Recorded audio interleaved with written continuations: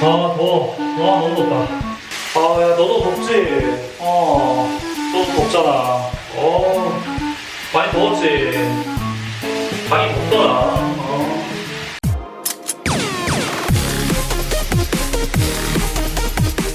흐카, 안녕하세요. 후군장입니다. 제가 평소에도 게임을 하면서 키보드나 마우스, 이어폰, 헤드셋 같은 이런 게이밍 장비에 대해서 굉장히 관심이 많았거든요. 그래서 한번 우리 후군장TV에서 이 게이밍 기어에 대해서 리뷰를 해보면 어떨까 하는 생각에 이 야심차게 준비한 코너입니다. 바로 후군장의 흑기어! 이 흑원장의 흑기어는요, 앞으로 이런 게이밍 기어들, 키보드, 마우스, 이어폰이나 뭐 헤드셋 같은 또 그 외에 또 게이밍에 관련된 그런 장비들을 리뷰하는 코너로 앞으로 진행이 될 거고요. 주기적으로 업데이트 될 거니까 여러분들, 특히 게이밍 기어에 관심이 많으신 분들에게 큰 도움이 됐으면 하는 바람이 있습니다. 사실 마우스가 좋을지 키보드가 좋을지 엄청나게 많이 고민을 했어요. 그런데 그 중에서도 일단 키보드로 시작하자 해서 요즘에 나온 신제품 중에 괜찮은 녀석으로 하나 준비를 해봤습니다. 바로 이 녀석입니다. 짜잔! 바로 이 녀석인데, 뭐야, 리뷰 영상인데 왜 박스가 없어? 택배 박스부터 뜯고 자르고 하는 그거부터 시작해야 되는 거 아니야? 라고 생각하시는 분들이 계실 텐데, 사실 제가 영상을 촬영하다가 날려먹었습니다. 첫 번째 리뷰라서 약간 미흡한 점이 많았었어요. 그래서 첫 번째 그 언박싱 영상을 촬영하다가 조져버렸습니다. 그 증거는 바로 띠링 띠링 띠링 띠링, 여기 짝짝짝짝 장면들 지나갔죠? 조진 영상들이에요, 다. 예, 그래서 오늘 첫 번째 리뷰에서만 별도의 언박싱 영상 없이 진행을 하도록 하겠습니다. 우선은 키보드에 덮개가 기본으로 제공이 됩니다. 예전에 키보드, 한 5년 전, 10년 전에 키보드 쓰실 때는 키보드 사면은 그 고무로 된 덮개를 많이 줬었어요, 기본적으로. 그래서 저는 그 고무 덮개를 사용하면서 키보드가 오염되는 것을 많이 막았었는데, 요즘에는 기계식 키보드 전체에 쉽게 덮을 수 있게 이런 식으로 플라스틱 커버를 주는 회사가 많아요. 그런데 안 주는 회사도 있다는 거. 그래도 앱코에서는 커버를 제공해주고 있으니까 키보드를 사용하지 않을 때 덮어놓으면은 먼지 쌓이는 거나 아니면 혹시나 실수로 마실 거를 쏟는다던가 하는 그런 불상사에서 벗어날 수가 있겠죠? 기본적으로 앱코 해커 K510 제품은요, 텐키리스 제품입니다. 보시면은 숫자판이 없어요, 우측에. 이 텐키가 없는 거는 보통 게이밍 키보드에서 많이 드러나는데요, 주로 게임을 하시는 분들은 이 오른쪽에 있는 텐키를 잘 사용 안 하죠. 네, 그러다 보니까 이렇게 아예 텐키가 없는 제품들이 출시가 되는데, 바로 이 제품이 그 녀석입니다. 텐키리스 제품은요, 특징이 뭐냐면 약간 작게 만들어요. 아무래도 키보드가 공간성이나 이런 유틸성을 좀 극대화하기 위해서 작게 나오는 편인데, 그러다 보니까 여기 맨 윗줄 보시면은 ESC부터 F1 쭈르륵 해서 여기 버튼들의 간격이 굉장히 좁은 편이에요. 무슨 소리냐? 그러니까 맨 윗줄과 두 번째 줄이 일반적으로는 약간은 떨어져 있습니다. 그래서 스타크래프트 할 때 막 컨트롤 2, 컨트롤 1, 2, 3, 쉬프트 F2, F3, F4 막 누르는데 그게 조금 불편해요. 해보면은 1, 2, 3, 4, 5는 괜찮은데 F2, 2, 3, 4 이런 것들이 너무 가까이 붙어 있어서 기존의 키보드 크기를 사용하시는 분들은 약간은 키 배열에 낯설 수 있어요. 그래도 적응하면 문제는 없겠지만 기본적으로 되게 오밀조밀하게 구성이 되어 있다. 약간 뭐랄까, 제 그냥 얼굴이 104키면은 이제 텐키리스는 약간 이런 느낌이죠. 모여가지고 너무 가까운 거 아니냐, 약간 이런 느낌이라서 적응이 좀 필요하다. 자, 이번에는 키보드를 뜯어볼 거예요. 특히 스페이스바나 엔터키 같이 큰 버튼들은요, 축을 하나만 가지고 있는 방식이 아니라 축 옆에 철심 같은 걸 박아서 큰 버튼 전체가 골고루 눌리게끔 해주는 이 철심들이 다 박혀 있습니다. 자, 그런데 이 K510 제품 같은 경우에는 체리식 스테빌라이저를 채택을 했어요. 그게 무슨 소리냐? 예전에 키보드를 뜯어보신 분들은 아마 공감하실 겁니다. 이 스페이스바 같은 걸 뜯었는데 안에 웬 철심이 박혀 있어, 스페이스바 안에. 그래서 이거를 다시 끼우려고 몇 번 눌러보니까 이게 잘 안 꽂혀가지고 고장이 나버리는 거야. 사실 그 방식은 마제식 스테빌라이저라고 하는 방식이에요. 근데 체리식 스테빌라이저는 무슨 방식이냐? 그 철심을 밖으로 빼는 게 아니라 안으로 넣어버려요. 그래서 버튼을 끼우고 뺐다 하는 게 간편한 방식이라고 볼 수 있습니다. 자, 보시면은 가운데 이 메인 축 말고도 좌우에 여기 잡아주는 축이 보조로 이렇게 나와 있어요. 그리고 스페이스바에는 따로 철심이 박혀있다던가 하지 않고 이 내부에 철심이 다 박혀 있습니다. 그래서 이 체리식 스테빌라이저는 분해와 결합이 굉장히 편하다라고 보시면 되겠어요. 그리고 이렇게 기본 제공되는 키캡 리무버로 버튼들을 제거를 이렇게 쉽게 할 수 있거든요. 버튼 제거를 하고 나면은 이 특징이죠. 이 축, 카일 광축이 그대로 드러나는데요. 사실 이 스위치 리무버를 제가 가지고 있었는데 파츠가 물어갔는지 사라졌어요. 그래서 이것도 자료 화면을 잠시 보겠습니다. 잠깐만요. 이러면 안 되는데?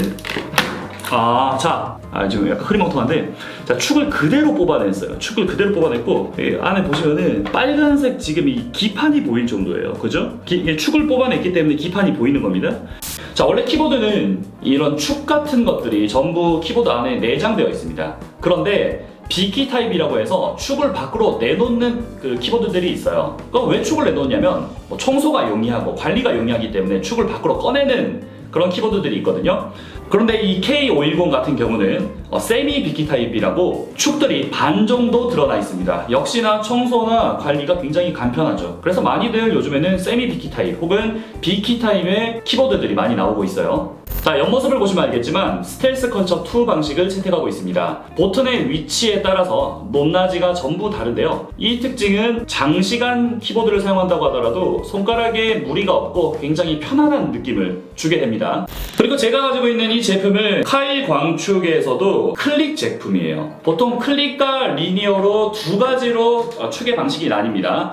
클릭 버튼은 버튼을 누를 때, 예를 들어 버튼이 이렇게 있으면 버튼을 누를 때 일정 힘 이상 줘야지 버튼이 딸깍 하고 눌리는, 서서히 힘을 줘보면은 약하게 줄 때는 버튼이 들어가지도 않아요. 근데 일정 힘 이상 됐을 때 딸깍 하는 느낌으로 버튼이 눌립니다. 그걸 클릭이라고 하고요. 그리고 버튼을 이렇게 누를 때 힘을 살살 줘도 준 만큼씩 쑥 들어갔다가 힘을 빼면 쑥 올라오는, 되게 스무스하게 들어가서 스무스하게 올라오는 이 방식이 리니어 방식이에요. 그래서 클릭 방식은 기계식 키보드의 청축과 굉장히 흡사하고, 리니어 방식은 기계식 키보드의 적축이나 흑축 같은 딸깍거리는 느낌이 없는 축과 굉장히 느낌이 비슷합니다.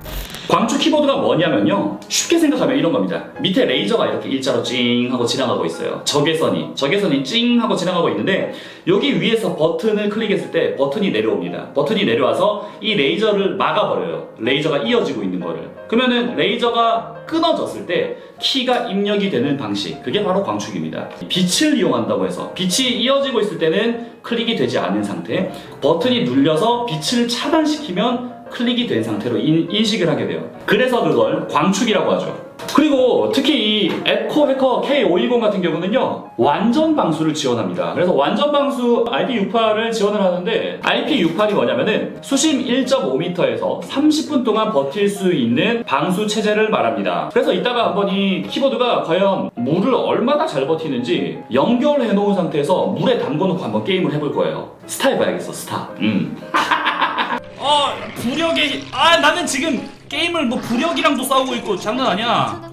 그리고 다른 기계식 키보드들에 비해서 굉장히 좀 가벼운 편이에요. 무게가 735g인데 제가 사용하고 있는 제닉스 스톰체이서 적축 키보드 같은 경우는 1kg이 넘습니다. 그래서 들어보면은 거의 한 절반 정도 무게밖에 안 되는 듯한 느낌이에요. 묵직한 느낌은 별로 없어요. 이 케이블의 길이는 총 1.8m입니다. 제법 길죠? 흡은장은 1.8m가 넘어서 저보다는 이 루저인 케이블이네요.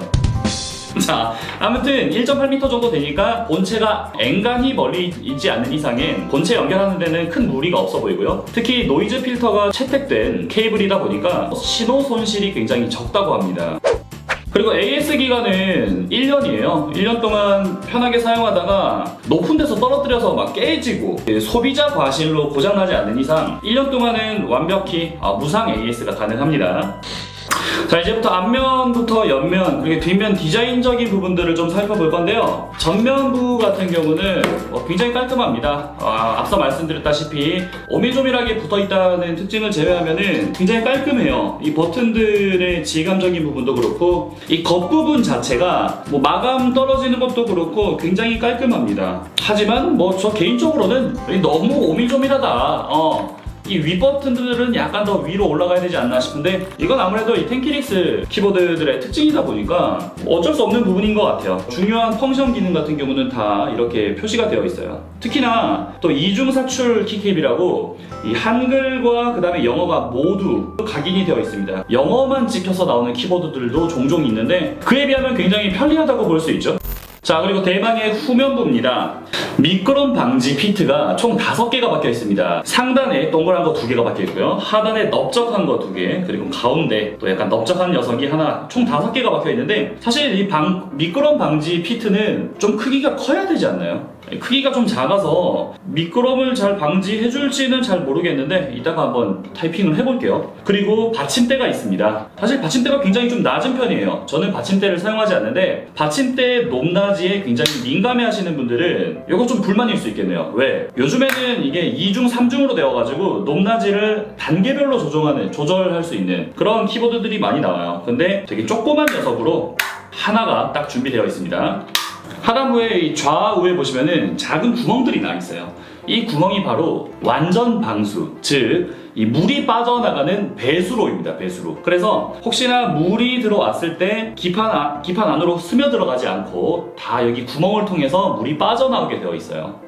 자, 이제 타건 테스트를 좀 해볼 거예요. 이 앞쪽에 있는 이 큰 키보드는 제가 사용하고 있는 제닉스 스톰체이서 적축 키보드고요. 하단에는 앱코 해커 K510 카일 광축 클릭 제품입니다. K510 같은 경우는 기계식 키보드의 청축과 비슷한 느낌이 들어요. 한번 타건을 일단 해보도록 하죠.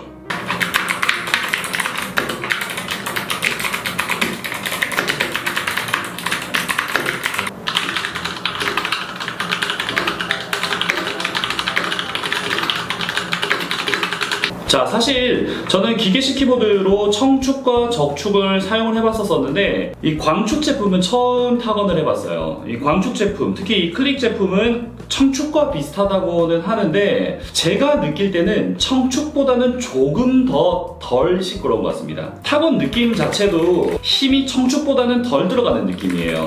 청축은 약간 피로도가 쌓인다 이런 느낌이 있는 반면에 이 제품은 피로도가 청축만큼은 아닌 것 같아요. 하지만 그렇다고 한들 이 적축이나 리니어 제품에 비하면 피로도가 좀 더 있는 것은 확실합니다. 왜냐면 적축은 정말 편하거든요. 적축이나 리니어 제품 같은 경우는 그냥 손가락이 툭 떨어지면 눌려요. 툭 이렇게 떨어지면 툭툭 눌리는데 그에 반해서 이 청축 같은 경우는 힘을 직접 줘야 된다는 거, 힘을 줘야 되는 부분이 이 사무용에는 조금은 부족한 것이 아닌가. 자, 여러분들 이렇게 오늘 앱코 해커 K510 카일 광축 클릭 제품을 한번 리뷰를 해봤습니다. 제가 광축 키보드는 사실 처음 접해봐서 좀 낯선 감, 이질감이 좀 있었는데 실제로 만져보고 또 느껴보고 하니까 기존의 기계식 키보드와 큰 차이는 없다, 받아들이는 데는 별 위화감은 없다 라고 생각이 들고요. 특히나 인터넷 최저가로 지금 이 5만원 정도로 판매가 되고 있거든요. 5만원 치고 밸런스가 상당히 잘 잡힌 제품이라고 생각이 들어요.